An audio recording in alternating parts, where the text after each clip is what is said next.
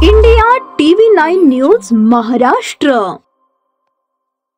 जानेवारी 2025 रोजी पालिका प्रशासनाने संपूर्ण सोलापूर शहराला 1 दिवसाआड पाणी पुरवठा करण्याचे उद्दिष्ट जाहीर केले। वास्तविक पाहता आज मिती शहरात 5 दिवसाआड 7 दिवसाआड पाणी पुरवठा होत आहे। शहरातील विविध भागात गढूळ, दूषित, मैला मिश्रित, अस्वच्छ पाणी पुरवठा होत आहे।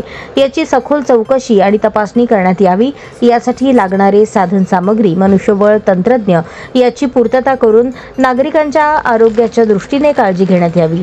सदर काम युद्ध पातळीवर चालू करावे। तसेच मोदीखाना येथील बाबू जगजीवनराम झोपडपट्टी येथे दूषित पाणी पुरवठ्यामुळे झालेल्या 2 निष्पाप शाळकरी मुलींच्या दुर्दैवी निधनास कारणीभूत असणाऱ्या संबंधित दोषींवर सदोष मनुष्यवधाचा गुन्हा नोंदवावा। दूषित पाणी प्यायल्याने बाधित असलेल्या रुग्णांचे उपचार मोफत करावेत। त्यांना कोणत्याही प्रकारचे आर्थिक तोषिष लागू देऊ नये। मैताच्या कुटुंबास 25 लाख रुपये आर्थिक मदत करावी अशी मागणी आयुक्त यांच्याकडे ज्येष्ठ नेते माजी आमदार कॉम्रेड नरसय्या आडम मास्टर यांनी केली।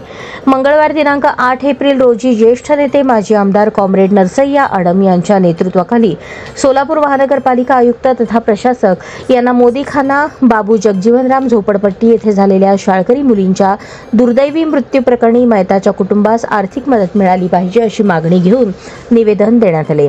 या प्रसंगी शिष्टमंडळात ॲडव्होकेट अनिल वासम, अमित मंचले, शंकर म्हेत्रे, मारिप्पा फंदिलोलू, शिमोन पोगुल, अजय भंडारी, अशोक म्हेत्रे व मैताचे कुटुंबीय यांची उपस्थिती होती।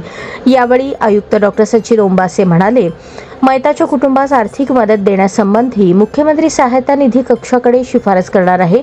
सोलापूर शहरात सुरळीत व 2 दिवसाआड किंवा 3 दिवसाआड पाणी पुरवठा होण्यासाठी किमान 3 वर्षे लागतील, त्याचे नियोजन सुरू आहे।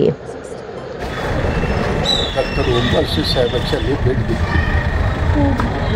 त्यांनी सांगितले दिवसाआड पाणी व्हायला अजून 2 वर्ष लागणार। 2 वर्षापर्यंत आम्ही काही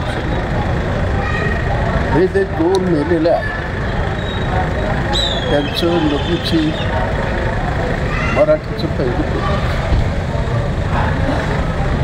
2 वर्षापासून अमित मंचले यांचे, शंकर म्हेत्रे, मारिप्पा आणि सतत विभागीय आयुक्त कधी सतत ते सगळे पत्र आहेत।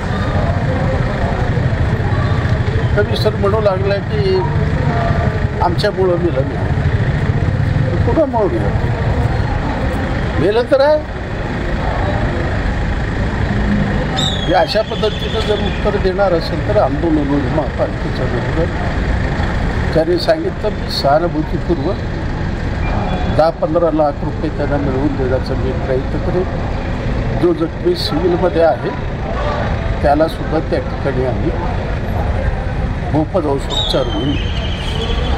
आणि इतकंच नाही, त्यांनी सांगितलं रेनगर करता या 8 ते 10 दिवसामध्ये संध्याकाळी आम्ही बसेस सोडू जेणेकरून लोकांची सोय, अशा पद्धतीचा शब्द दिलेला आहे। बघूया, प्रशासक सरळ आहे, काम करण्याचे त्यांच्यामध्ये धाडस आहे, ते करतील अशी अपेक्षा आहे। याबद्दल प्रकरण गेल्यानंतर मुख्यमंत्र्यांशी बोलून यांना किमान 10 लाख रुपये मिळेल अशी व्यवस्था करायचा प्रयत्न करतो।